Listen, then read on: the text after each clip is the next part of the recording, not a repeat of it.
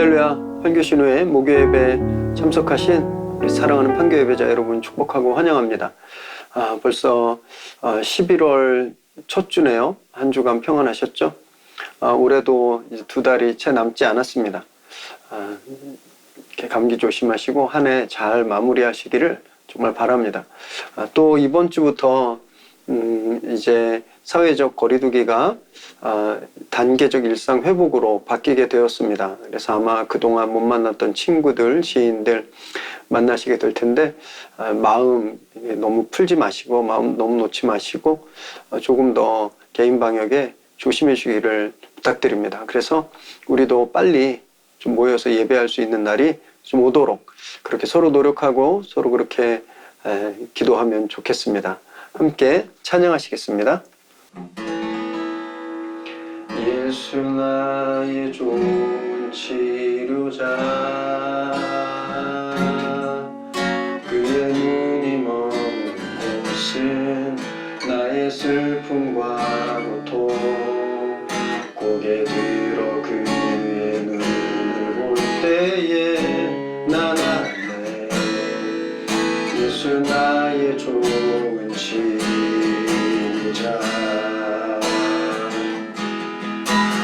예수 나의 좋은 치료자, 그의 손길이 닿는 곳은 나의 상처와 아픔, 영원히 흐를 것 같았던 눈물 다 멎었네. 예수 나의 치료자, 나 노래하리라. 전한 나를 돌아보신 구세주를 찬양해. 하늘 같은 곳까지 내 손 들리라. 예수 나의 치료자, 예수 나의 좋은 치료자, 그의 눈이 머문 곳은 나의 슬픔과 고통, 고개 들어 그의 눈을 볼 때에 난 알래. 예수 나의 좋은 치료자, 예수 나의 좋은 치료자, 그의 손길이 닿는 곳은 나의 상처와 아픔, 영원히 흐를 것 같았던 눈물 다 멎었네. 예수 나의 치료자,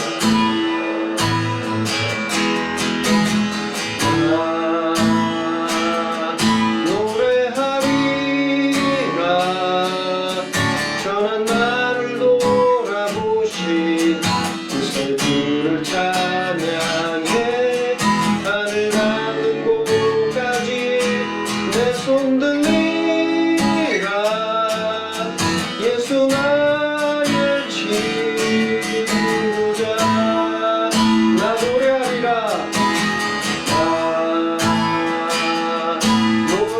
노래하리라. 전한 나를 돌아보신 구세주를 찬양해. 하늘 같은 곳까지 내 손 들리라.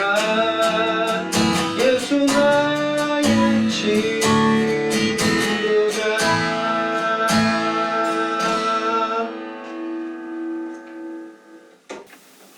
하나님, 오늘도 저희를 예배로 불러주시고 또 말씀 앞에 서게 하셔서 감사합니다. 세상은 여전히 힘들고 캄캄한 터널을 걷는 것 같지만 오늘 저희들이 이렇게 시간과 장소를 구별해 하나님 앞에 예배할 때 우리 앞에 길이 열리게 하시고 문이 열리게 하여 주옵소서. 답답한 마음들이 노임받고 또 상하고 상처 입은 심령들이 위로받는 귀한 시간 되게 하여 주옵소서. 그래서 우리 삶의, 우리 영혼의 목마름 채워주시는 예수 그리스도 오늘 경험하고 또 승리하는 저희들 되게 하여 주옵소서. 예수님의 이름으로 기도드립니다. 아멘. 우리 주님께 한번 감사의 인과의 박수 드리겠습니다. 네, 오늘 함께 나누실 하나님 말씀은 요한복음 4장 1절에서 14절까지입니다. 요한복음 4장 1절에서 14절, 저와 여러분 한 절씩 교대로 읽으시겠습니다. 예수께서 제자를 삼고 세례를 베푸시는 것이 요한보다 많다 하는 말을 바리새인들이 들은 줄을 주께서 아신지라. 예수께서 친히 세례를 베푸신 것이 아니요 제자들이 베푼 것이라. 유대를 떠나사 다시 갈릴리로 가실새 사마리아를 통과하여야 하겠는지라. 사마리아에 있는 수가라 하는 동네에 이르시니 야곱이 그 아들 요셉에게 준 땅이 가깝고 거기 또 야곱의 우물이 있더라. 예수께서 길 가시다가 피곤하여 우물 곁에 그대로 앉으시니 때가 6시쯤 되었더라. 사마리아 여자 한 사람이 물을 기르러 왔음에 예수께서 물을 좀 달라 하시니 이는 제자들이 먹을 것을 사러 그 동네에 들어갔음이러라.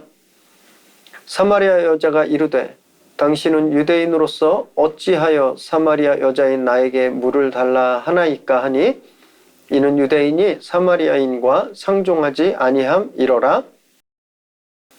예수께서 대답하여 이르시되 내가 만일 하나님의 선물과 또 내게 물 좀 달라 하는 이가 누구인 줄 알았더라면 내가 그에게 구하였을 것이요 그가 생수를 내게 주었으리라. 여자가 이르되 주여 물 기를 그릇도 없고 이 우물은 깊은데 어디서 당신이 그 생수를 얻겠사옵나이까? 우리 조상 야곱이 이 우물을 우리에게 주셨고 또 여기서 자기와 자기 아들들과 짐승이 다 마셨는데 당신이 야곱보다 더 크니까? 예수께서 대답하여 이르시되 이 물을 마시는 자마다 다시 목마르려니와 내가 주는 물을 마시는 자는 영원히 목마르지 아니하리니 내가 주는 물은 그 속에서 영생하도록 솟아나는 샘물이 되리라. 아멘. 오늘 우리에게 주시는 하나님의 말씀입니다. 예수님께서 당시 종교 기득권자들에게 바리새인들 또 제사장들 서기관들에게 배척당하셨던 이유 중에 하나는요, 그들의 관습과 전통을 따르지 않으셨다라는 것 때문이었습니다.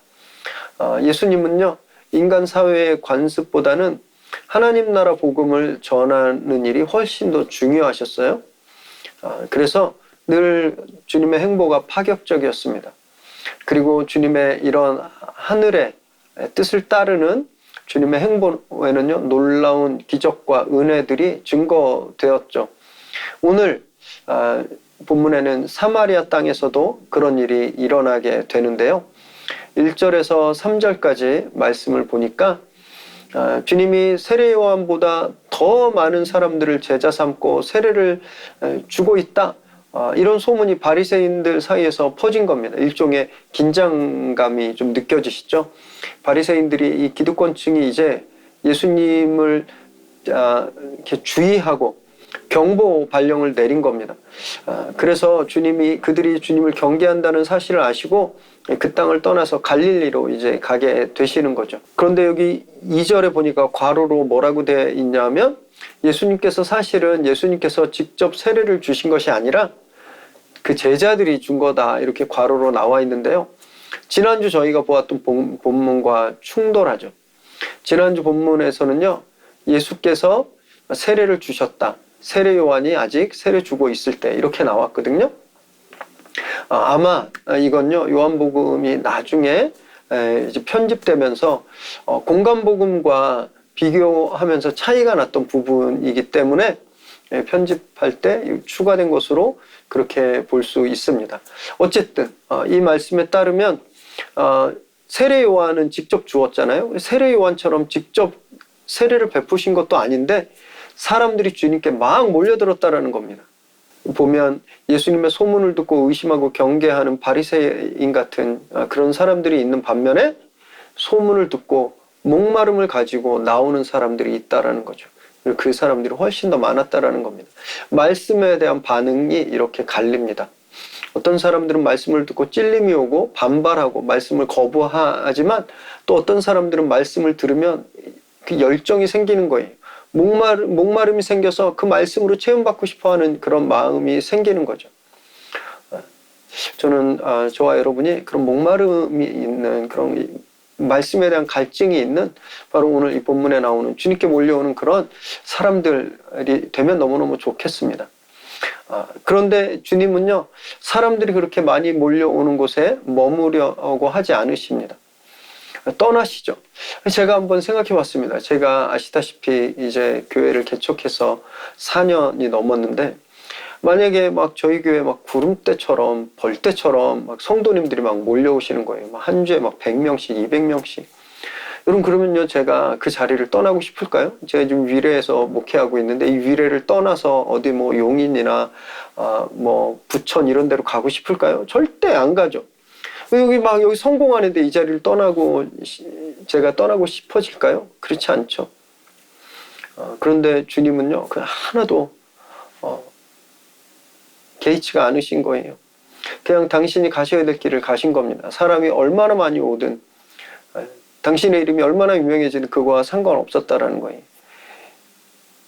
단 한 번도 당신의 세력을 만들지 않았습니다. 이 이후로도요, 그렇게 많이 몰려오는 사람들을 모빌라이즈하고 오거나이즈하고, 그래서 유대 기득권층에 대항하거나 로마나 헤롯 정부에 대항하지 않으셨어요. 주님은 제자들 외에 당신의 세력을, 파당을 만드신 적이 없습니다.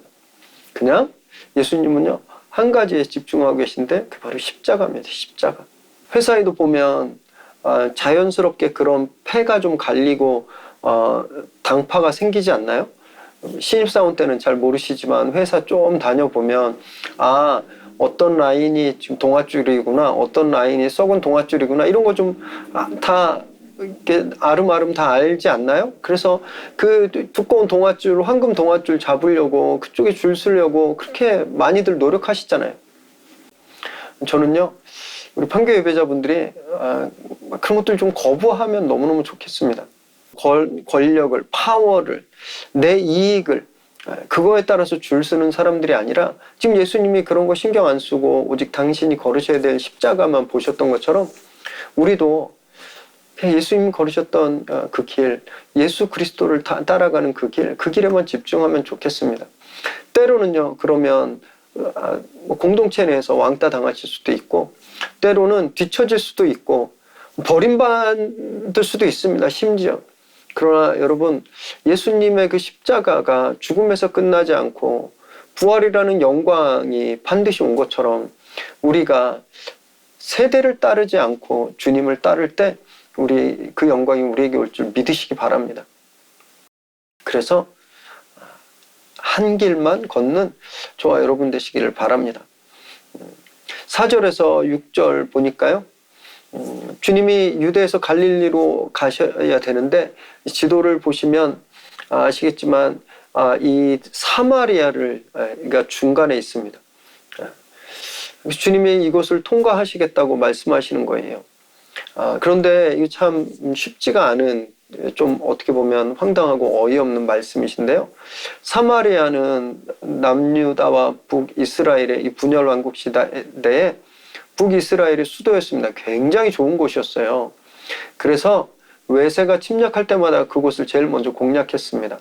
주전 8세기에 아수르가 점령하면서 그곳을 타겟 삼아서 자기 나라 사람들을 막 이주시켰어요. 그래서 이주 정책을 폈었고요.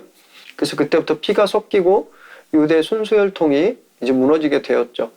그리고 주전 8세기에는 알렉산더 대왕이 대규모 군대를 보내고 이주 정책을 폈습니다. 그 이후로 유대인들은요, 사마리아인들을 더 이상 동족으로 여기지 않았습니다. 아주 상종도 안 했어요. 사마리아 사람들과 접촉하거나 대화하는 것이 금지될 정도였습니다. 그래서 유대에서 갈릴리까지 사마리아를 건너가면 사흘이면 됐는데, 요단강을 건너서 막 2배나 되는 먼 길을 돌아다니고 피치 못해 사마리아 땅을 밟으면 그 땅을 벗어나면 옷에 먼지를 털고 신발을 털어서 나는 부정하지 않다 이렇게 고백해야 했었어요. 이런 상황 가운데 예수님이 의도적으로 일부러 내가 사마리아를 지나가겠다 이렇게 말씀하시는 겁니다. 정말 이해가 되지 않죠. 예수님은요 이 당시에 진짜 막 그 BTS처럼 막 뜨고 있는 그런 일타 강사 또는 핫한 선생님이셨어요. 사마리아를 가시는 순간 그 한 방에 모든 인기가 물거품될 수 있는 그런 상황이었습니다.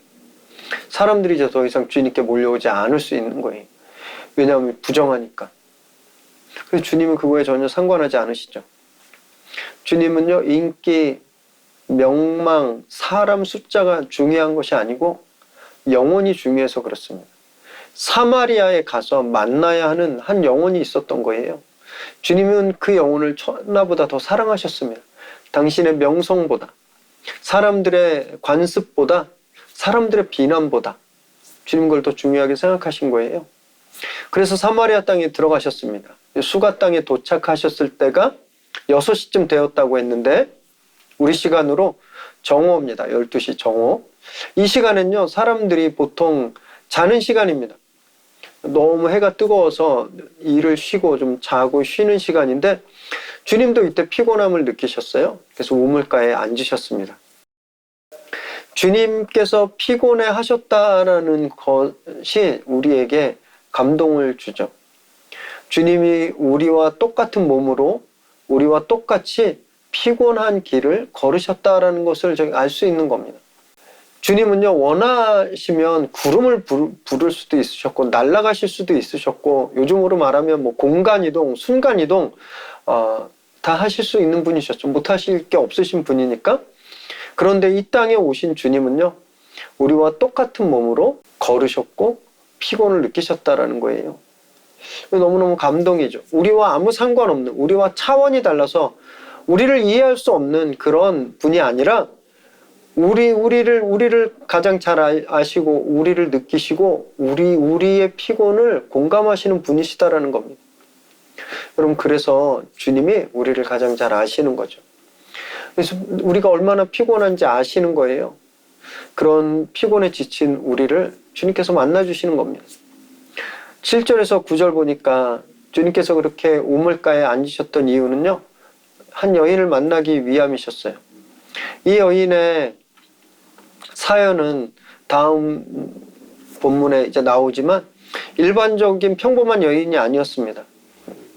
그냥 이 정오에 물을 길러 나왔다라는 것만 봐도 그냥 일반적이지 않은 걸 알 수 있는 거예요. 정오에 물을 길러러 나오는 사람은 거의 없거든요. 주님도 이 여인에게 통상적이지 않은 반응을 하죠. 물을 달라고 하십니다. 물을. 유대인 남성이 사마리아 여인에게 말을 거는 것도 상식 밖의 일인데 그런데 그 여인에게 물을 떠달라고 하는 것도 이해할 수 없는 일이거든요. 이 사마리아 이 수가성 우물가에서 이런 비상식적인 일이 일어났는데요.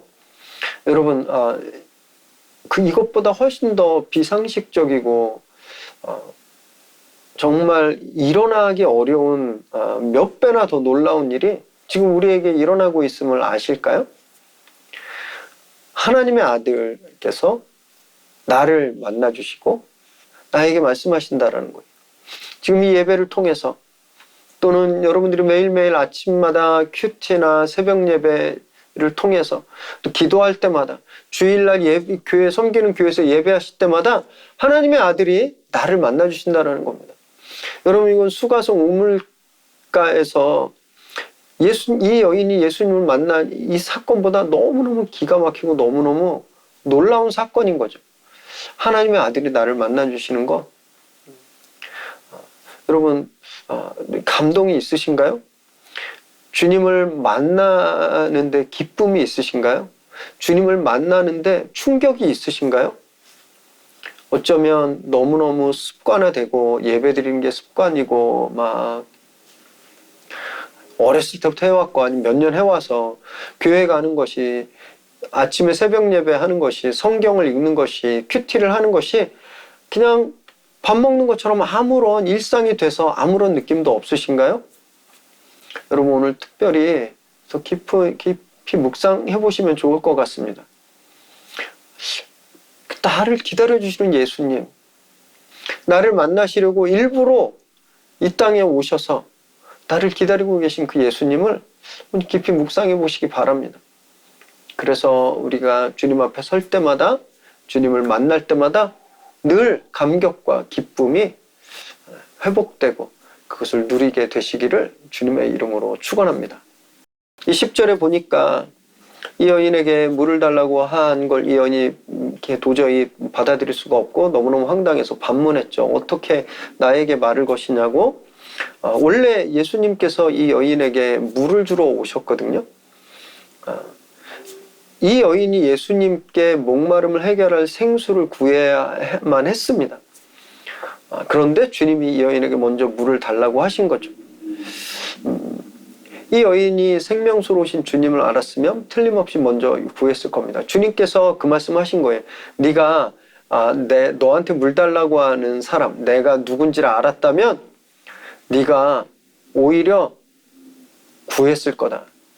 그러면 생수를 주었을 거다. 이렇게 말씀하시죠. 우리가 하나님께 예배를 드리지만 우리가 예배를 드려요. 그런데 그 예배를 통해서 우리가 은혜를 받죠. 우리가 교회를 섬기고 사역을 섬기고 봉사하고 헌신하고 심지어 헌금까지 하잖아요. 근데 그걸 주님께 드리고 주님이 가져가신다라고 생각할 때가 많습니다. 그러나 주님은 재물이, 우리의 헌신이, 우리의 힘이 사실 필요하신 분이 아니시거든요. 주님 그것을 우리 그대로 돌려주시죠. 우리 이웃들에게 그것을 사용하시죠. 여러분 우리가 구원을 받는 데 있어서 한 일이 아무것도 없습니다. 우리 공로는 아무것도 없어요. 그냥 주님의 전적인 은혜로, 불가항력적인 은혜로 우리에게 주어진 거죠. 그래서 사실은 우리가 드리는 것 같지만, 우리가 예배 드리고 헌신하고 내 시간을 드리고 재물을 드리는 것 같지만 사실은 우리가 전부 다 받고 있는 거죠. 그 은혜를. 여인에게 물을 달라고 하셨던 주님께서 그래서 우리에게 늘 말씀하시는 거예요. 나를 위해 좀 시간 좀 내줄 수 있겠니? 나를 위해 좀 헌신해 줄 수 있겠어? 여러분 이때 기쁨으로 아멘 주님 사용하소서 이렇게 대답하시기 바랍니다. 결국 은혜를 누리고 축복을 받는 대상은 우리인 거예요.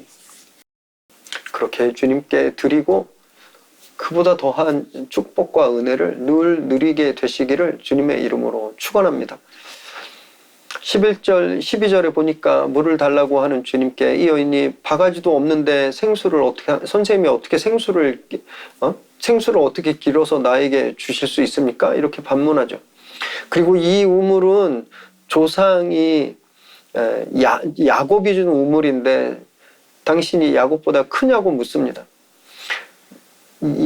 여인은요, 이 여인은 예수님과 대화를 통해서 조금씩 요한복음이 말하고 있는 핵심에 다가가고 있거든요. 그것은 예수님이 누구신가라는 겁니다. 예수님이 누구신가에 대해서 점점 질문하고 있는 거잖아요. 여러분 이걸 보면 처음부터 정답을 딱 찍어서 찾아내는 사람은 거의 드뭅니다.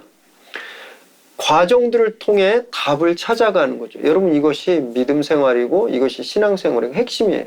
어떤 유명한 중고등학교 학원 강사님이 이런 인터뷰를 한 적이 있었어요. 선행학습이 얼마나 위험한지에 대해서 그분이 인터뷰한 것을 본 적이 있는데요. 아이들이 요즘 선행학습 하잖아요. 초등학교 때는 중학교 수학을 공부하고 중학교 때는 고등학교 수학을, 고등학교 때는 대학 수학을 막 자기가 자기 나이 때보다 훨씬 더 미리 어려운 것들을 막 학습한대요. 그래야 교과 과정을 따라가고 그래야 시험 성적이 잘 나오니까. 그런데 이 선생님은 그게 너무너무 잘못됐다고 말씀하시는 거예요. 지금 나이 또래 답을 찾으려고 고민하고 실패하고 애쓰는 그러면서 problem solving ability, 그러니까 문제를 해결하는 능력을 아이들이 찾아야 되는데 학원에 가서 선행학습을 통해서 그 과정이 없어져 버렸다는 겁니다. 고민하지 않는데요. 그래서 나중에 아이들이 진짜 삶에서 문제가 생겼을 때 문제를 한 번 더 해결해 보려고 했던 그런 경험이 없어서 너무너무 큰 어려움을 당하게 된다. 이렇게 말씀하셨는데 저 정말 전적으로 동감합니다. 과학은 발달하고 세상은 발달했는데 정말 너무너무 잔인한 행동들, 잔인한 범죄들, 마약들 막 이런 것들이 너무너무 많이 나오잖아요. 젊은 친구들이 동안 어떤 성착취라든지 뭐 이런 것도 사회적인 문제가 계속 되어 왔죠. 부모에 의한 아이 학대 막 이런 것들도 반인륜적인 그런 것들 많이 보았는데 저는 이게 이유가 아닐까 생각되는 거예요. 문제를 해결해 본 적이 없으니까 문제를 만날 때 변태스러운 방법으로 그 문제에 접근하는 거죠. 여러분, 우리 인생은요 종종 답 때문에 힘든 게 아니라요, 답을 찾는 방법을 몰라서 힘들어질 때가 정말 많거든요. 다른 사람들이랑 갈등이 생겼을 때 답 다 알아요. 화해하고 용서하고 받아들이는 거. 그런데 그걸 어떻게 하는지 모르잖아요. 그래서 힘든 겁니다. 그래서 관계가 회복 안 되잖아요. 그리고 이 여인이 그걸 보여주는 겁니다. 말씀과 동행하는 것은 이렇게 답을 찾아가는 과정인 거예요. 처음엔 주님이 누군지 몰랐는데 주님과 함께 말씀과 동행하면서 주님이 이런 분이구나라고 알아가는 관계인 거죠. 말씀을 통해서 주님을 만나서 정직하게 질문하고 또 답을 듣고 대화하다 보면 우리도 이 여인처럼 핵심에 정말 가까이 가 있게 되는 겁니다.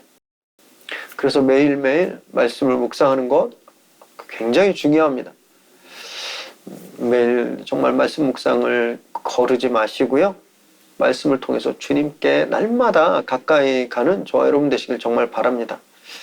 13절, 14절 보니까 주님이 이렇게 말씀하세요. 이 우물의 물을 마시면 또 목마르지만 내가 주는 물을 마시면 영원히 목마르지 않는다. 내가 주는 물은 그 안에서 영생하도록 솟아나는 샘물이 될 것이다. 이렇게 말씀하십니다. 예수님, 아까 앞구절에서 예수님 피곤하셔서 우물에 앉으셨다고 되어 있잖아요. 근데 정말 피곤하고 고단한 인생을 사는 사람은 바로 이 사마리아 여인이었습니다. 주님은 이 여인 속에 있는 목마름을 이미 알고 계셨어요. 그래서 주님이 이 여인에게 내가 너를 영원히 목마르지 않게 할 생수다라고 말씀하시는 거죠. 이 여인의 목마름을 알고 계셨던 주님, 우리의 목마름도 알고 계십니다. 그리고 그 목마름을 영원히 채워주시는 분이세요. 이것이 당신이 사마리아에 오신 이유였고 이것이 이 세상에 나를 위해 오신 이유라는 거죠. 그럼 우리 인생 사마리아 같습니다. 저주스럽고 소망이 끊어지고 존재의 의미도 사라지고 그냥 피곤함만 가득한 그런 땅이에요. 세상이 주는 물은 우리를 더 목마르게 하죠. 마셔도 해결되지 않습니다. 그러나 주님이 주시는 물은 완전히 다르죠. 날마다 솟아나오는 생명수로 우리를 살게 하고 우리에게 에너지를 주세요. 그래서 주님께 그 생명수를 구하시기를 바랍니다. 주님께 질문하시고 주님과 대화하시기 바라요. 주님 우리를 기다리고 계십니다. 그래서 나의 피곤한 나를 주님께서 기다리고 계세요. 그래서 그 인생의 갈증을 해결해 주시려고 주님 계시는 겁니다. 매일매일 말씀을 통해서 그런 주님을 만나시고 삶의 갈증들, 인생의 문제들이 다 해결받게 되시기 바랍니다. 오늘 예배의 자리가 그런 자리가 되길 바라고요. 오늘 우리의 영혼의 생명수이신 예수 그리스도를 경험하시고 여러분들 삶의 자리에서 그것을 증거하시고 여러분들 주변에 끊임없는 목마름으로 정말 지쳐있는 동료들, 가족들에게 영원한 생수 예수 그리스도를 잘 증거하시기를 주님의 이름으로 축원합니다. 기도하겠습니다. 하나님 감사합니다. 저주받았고 버림받았던 그 사마리아, 그 중에서도 사람들의 눈을 피할 수밖에 없는 그런 처절한 삶을 살고 있던 이 여인을 위해 주님께서 그곳에 친히 찾아가시고 이 여인을 기다리시고 그 여인에게 생명수를 주시겠다고 말씀하신 그 예수님께서 오늘 나에게 찾아오시고 나에게 그 생명수를 주실 것을 저희가 믿습니다. 말씀 가운데 주님을 경험하게 하시고 우리의 영혼의 목마름을, 이 갈증을 채우시는 그 생명수 우리 충만히 누리게 하여 주옵소서.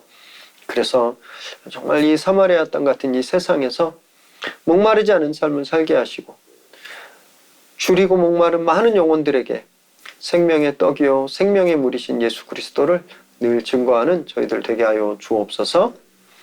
이제는 우리 주 예수 그리스도의 은혜와 끝없는 하나님의 사랑하심과 성령의 인도하시며 역사하심의 은혜가 이 사마리아 땅에서 우리를 목마르게 하는 것들을 다 내려놓고 오직 영원히 목마르지 않는 그 생명수 예수 그리스도 그분만 보고 그분만 붙들고 살아가기를 결단하는, 그래서 우리 삶 가운데